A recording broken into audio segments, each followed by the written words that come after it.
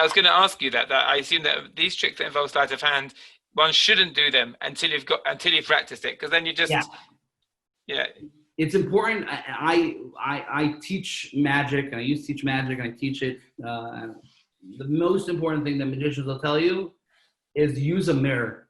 Okay, if I can go ahead and fool the mirror, it means I fool myself, and therefore I can fool other people.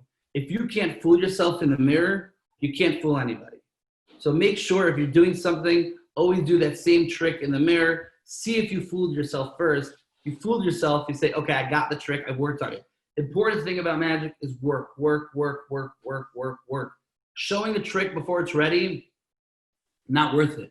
I'm literally working on right now hundreds of new tricks. You won't see them yet because they're not perfect yet. Until they're perfect, you won't see them.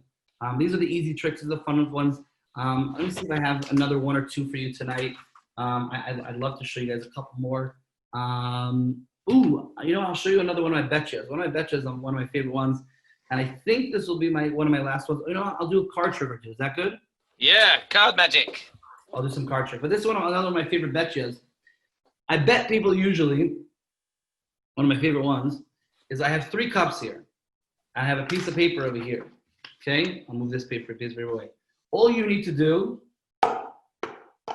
is have the ends of the papers,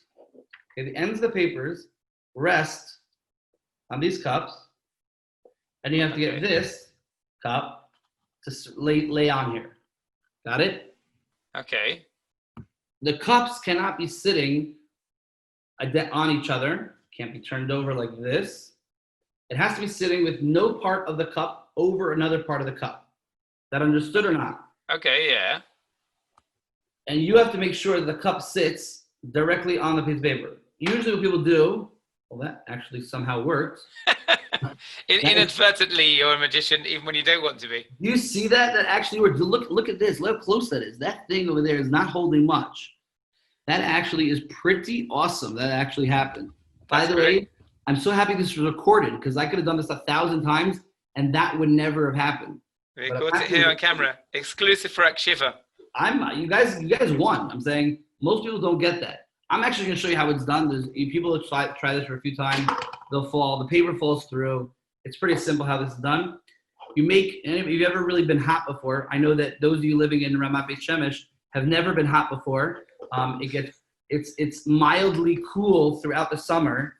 By the way, it was actually in New York this week, and it was like 80 degrees.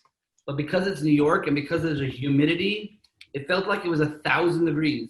I was in Beit Shemesh last week and it was 110 degrees, and it felt much cooler in Israel than it did here in New York. It was kind of miserable. Like I felt like I was in a shower. It was just muggy and sweaty. So again, you build these little fans like you always do when you're really hot. You know what I'm talking about? Yeah. You take that little fan and you put that on top of your cups like you did before. Anything you want on here. You can probably put a can of soda on here that'll hold on it. It's building a structure and it's a pretty cool trick. No part of it is on. Pretty cool one.